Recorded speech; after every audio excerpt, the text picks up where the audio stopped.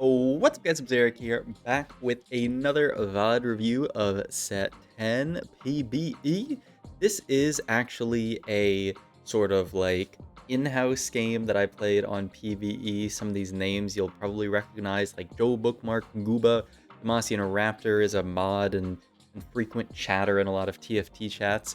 And then some of these other people, I definitely heard their names before, but don't know too much about them. In any case, they were just in a lobby on PB. I decided to hop in, play, and we got this game, which was actually a really, really fun game. I got to try out a new augment that they added this set, which is kind of like a new version of Double Trouble. You'll see once I get to augments. But yeah, it's a really, really sick augment. I'm not really happy with my chosens or my... Should I call them chosens or headliners? Probably actually should call them headliners. I'm not really happy with most of my headliners early game. I'm not really seeing anything that I love. I don't want like a Mosh or Vi. That sounds kind of awful. Like maybe a Punk Vi. But yeah, we get Prismatic first augment here. I'm not really interested in Lucky Gloves with no gloves or Shopping Spree from this spot. Spells of War doesn't seem amazing either. So yeah, not really happy with most of these. Yeah, like Spells of War doesn't make sense, but I reroll and I hit Twin Terror. New augment here. When you fill exactly 2 copies of champion, you'll gain 350 HP, 35% attack speed, and 35% crit strike chance. So it's kind of like an AD, mostly AD, but you could theoretically use it on AP champions. It's kind of like an AD Double Trouble, which is really, really cool. So I end up with this chosen Corki that I just get dropped immediately in my shop, which I can then just use and throw a Gwinsu on it, and we have a decent board. This Gwinsu item, I don't know. The jury's still out on Gwinsu, I think, this set, because like after building Gwinsu, I keep looking at all the forecast units and saying, okay, what forecast do I actually want to play with Gwinsu? And I'm not really convinced there is one. I have this Kaisa here, which is like a big early hit, but I need to be able to actually double trouble it. You can see like right now I'm just double troubling my Kennons and my Corkis. If I hit potentially another Kaisa, then I could move over to, I could move these items over to Kaisa, but like it's not really amazing right now because I definitely don't want to lose my double trouble on Corki. This is actually, like, you can see just the power of this augment in this fight, by the way. Like, oh my god. Like, Corgi just tears through. Corgi does almost 4k damage in this fight at 2-2 with just a Gwinsu and then double terror or whatever it is, which is pretty insane. I wonder actually if it's better to play double Thomas Kench here instead of the double Kennen here, because I'm just playing Kennen because it's whoever I have doubled up as frontline, but I could actually play double Kench here. The other thing is that I do need to make gold here, and I sort of realized that it was a mistake building this Kaisa. I'm probably just going to play around this Corki the entire early game. The only way I can actually play around this Kaisa is if I find another Kaisa, which is kind of what I was hoping for, but I just don't think it actually makes sense. So I end up having to actually sell the Kaisa here, hold on to this random Seraphine for some reason. Probably should hold on to the Tom Kench there, but all good. And yeah, I just have a solid early game AD opener with this Gwinsu. And yeah, I mean, the hope is that I'll be able to push like fast 8, fast 9, maybe even this game, which ends up actually working out kind of decently. But yeah, like that's sort of the only way I'm going to be happy this game is pushing like fast 8 type stuff, because I just don't really see how outside of that I'm going to be able to carry a unit. After thinking about this more, I don't know. I played a Gwinsu TF game earlier and it felt pretty good. So yeah, I end up getting this Riven in here to get 8-bit in, which is a pretty cool new synergy. As you can see, it summons this little arcade cabinet at the right here, and it stacks up cumulatively how much damage you do across the game. And that amount of damage you do every time you like beat a high score. So we just beat like 5k, now we're on to 10k. Every time you beat one of those, you get a certain percent AD depending on how many 8-bit you have in. So it's a pretty fun synergy. You can go for like a super high score. I think there's like a giga, like the highest one, the final one is like 444,444 maybe, or maybe 44,000. Nah, it can't be 44,000 because that would be too low. But yeah, I think it's 444,444 maybe.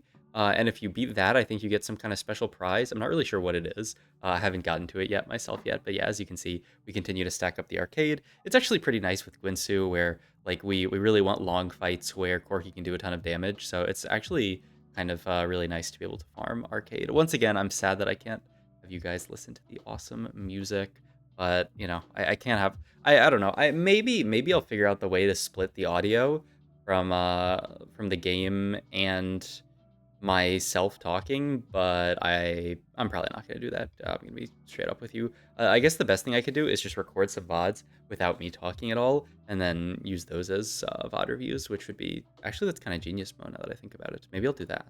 Um, but yeah, I mean, we're just playing TFT here. This is TFT at its finest. I think this version of TFT is gonna be so good. This set where you just play flex gaming, like you just play whatever the game gives you. You know, like here I'm just playing around. I get true damage sentinel in here, and I have like kind of a decent front line. I'm just pushing tempo, pushing levels, and just playing the strongest board I possibly can. Like I think that version of TFT is going to be so insane this set.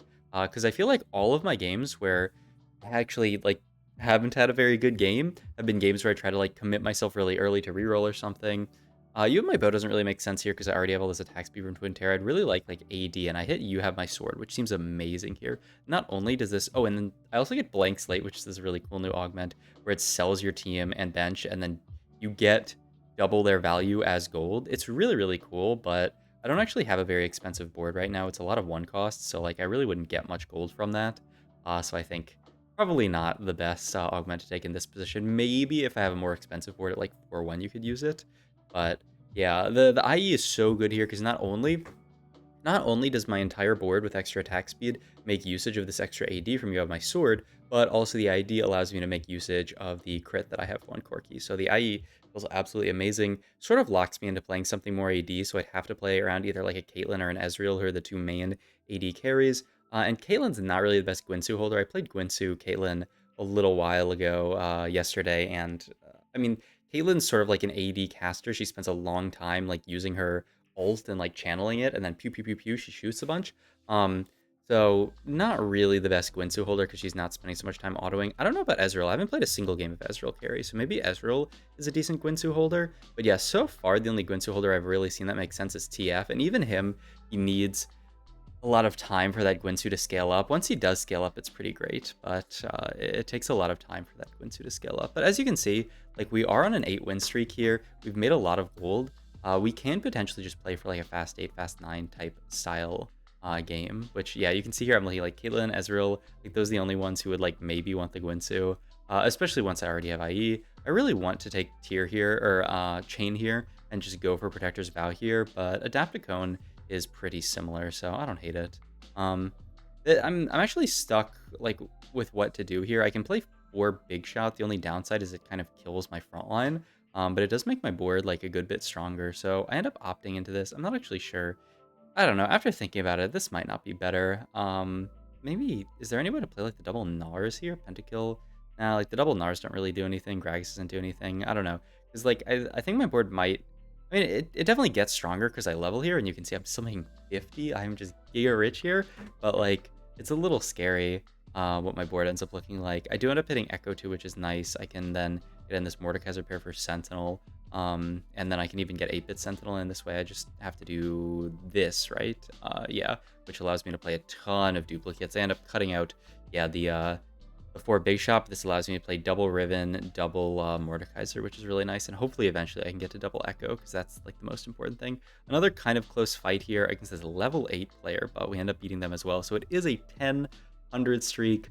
Really nice early game for me. This will allow me to absolutely go fast 8, maybe go fast 9. And hitting the Echo and Shop's amazing here, because now I can double trouble the Echo, which is exactly what we want to do in this spot. Also get Thresh, who is he's a Guardian, so I don't really see how I'm supposed to fit him in on this board, but he has a really nice 4 cost, so I guess I hold him just to think about it potentially.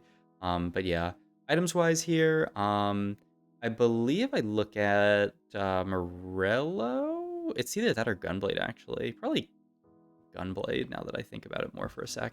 Yeah, because like getting a third item on Corki is really valuable here as my main carry, though. The other item could have been Morello. Like, Morello Echo is not bad. I don't know who I'd put the Morello on late game. But yeah, I go to just fast 8 here because I can. I'm still making 30 gold. Oh, it feels just so good to be able to play this kind of playstyle again where you can just go fast 8 and still make 30. Even 40 here by selling my big shots. And so at this point, I'm like, okay, well, it's just a fast 9 angle, right? I'm very close to it. Once again, Lucky Gloves. Wait, didn't I have Lucky Gloves as one of my first 3 options? I thought I did. And didn't I reroll it? How did I get it again? That's crazy. In any case, Binary doesn't do anything. Unleashed Arcana doesn't do anything. New Recruit actually gives a champion duplicator now, which is a pretty cool bonus. I didn't know this, but like this augment's always sort of been a little underwhelming, so I think like giving it an extra little bit of oomph is actually really nice here. But yeah, the other nice thing about having an extra unit slot is that I can double up even more units. But yeah, I think this is maybe the fight that we end up losing. It's actually pretty close. Like big Corki ult does a lot of work, but yeah, I just can't beat this Annie 3. This Joe B Annie 3 with a raise the tempo, which gives your spellcasters like double cast, which is pretty wild. Yeah, random Ziggs here just for hyper pop. I mean, it's not terrible. I'd really like to get Dazzler in. The problem is I'd have to cut double troubling one of my units. Maybe it's, yeah, I'm pretty sure it makes sense, yeah. You just don't double trouble the Ribbon and then you just do something like this. Yeah, I think that's absolutely correct. Oh yeah, and I realized that I could have, I already have 8-bit in here. I could just have a Sentinel in instead of this Riven, which would be slightly better. But yeah, Zig's nice little splash unit with Dazzler. He applies his spell to a lot of units, which reduces their damage. So really, really nice, just sort of like random extra. Like if you have Dazzler in for him, he's kind of utility. So that's pretty cool. And we end up winning that fight. So yeah, now our ability to fast 9 is like basically guaranteed. Just because I'm so healthy and so rich in this spot, I'm just gonna fast 9 at like 5-1 or 5-2. As you can see here, I'm thinking about my items here. I end up just going for Sunfire Cape actually, just to get the healing reduction. Third tank item, and I wasn't exactly sure where the Morello was gonna go. Maybe, I don't know. Maybe it was Morello here. I was talking about the Morello earlier. Like I could just Morello Ziggs. That actually doesn't sound bad at all. Yeah, maybe it's just Morello Ziggs. I don't know, because instead I go for, I mean, Sunfire's a third tank item, which is the nice thing about it. I don't know, let me know what you guys would go for in this spot. Oh yeah, my team builder breaks for some reason, which is very annoying because I was trying to figure out what I was actually going to play this game, like 5 cost wise. I was like, okay, I could play around a 5 cost gear, I could play around Jhin, though Jin's not even the best Gwinsu holder either. Like, I don't think this Gwinsu item's BIS on anyone except for maybe TF, and I don't know if it's even BIS on TF. They probably need to buff it up a bit. But yeah, I win that fight. I don't end up building Mordekaiser too because I want to just keep the double trouble value on him. But I do get 4 Sentinel in here with the Blitzcrank, so now I can just play this version, which makes me, I guess, a little bit sad that I didn't go for the Mordekaiser too, because I could just be playing it on this board for free, but it's whatever. We're gonna full pivot the board soon anyway, and I don't know if we're gonna end up playing around 4 Sentinel late game. Potentially, no. But yeah, I mean, this fight is kind of difficult, but in the end, it's still only a 4-unit loss versus Raptor, who has a really, really strong board. He's just like pushing levels. Oh yeah, and has this emo.